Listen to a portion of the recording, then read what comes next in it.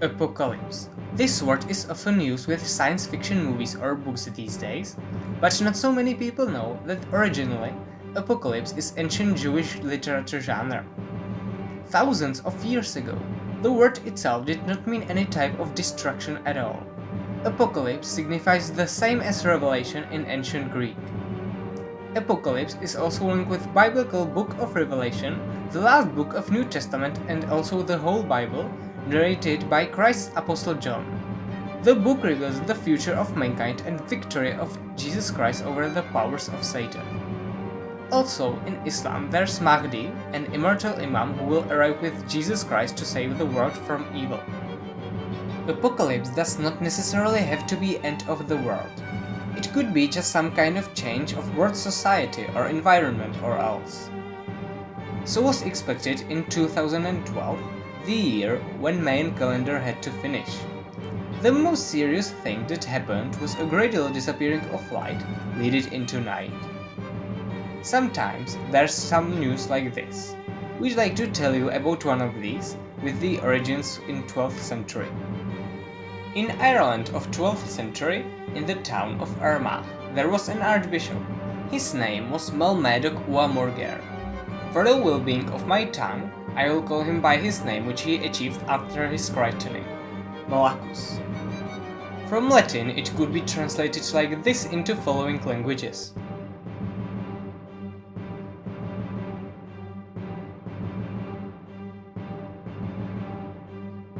As an archbishop, Malachus wanted to renew the faith of his see in Armagh, so he traveled to Rome to learn new methods.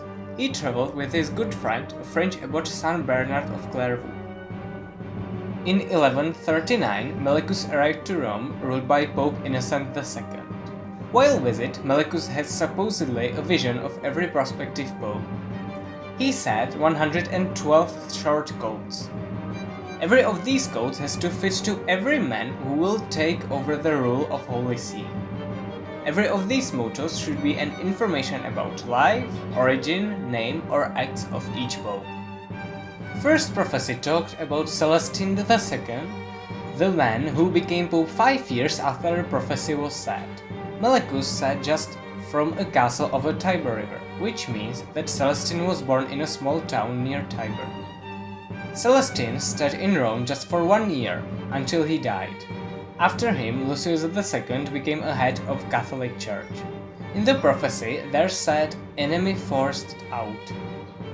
It refers to two things. First, his civil surname Cassiare means hound or chase, and second, Lucius was forced out from his see by his own people. Clement V, who cooperated with French king in bloody disbandment of Knights Templar, better known as Friday the 13th, was described by Malachus with words from Phasis of Aquitaine. Aquitaine as Clement's homeland and Phasis as bars on his coat of arms. Tens of years later, it was predicted to Urban VI that he should come from a full hell. It signifies that he was born in the place called Inferno near Naples. One of the last popes, John Paul II, born as Karol Wojtyla in Poland, had a prophecy from Effort of Sun. It could relate with his frequent traveling or the solar eclipse that happened both in the day he was born and the day of his funeral. The last pope on the list is the nowadays one, Jorge Mario Bergoglio, or better known as Pope Francis.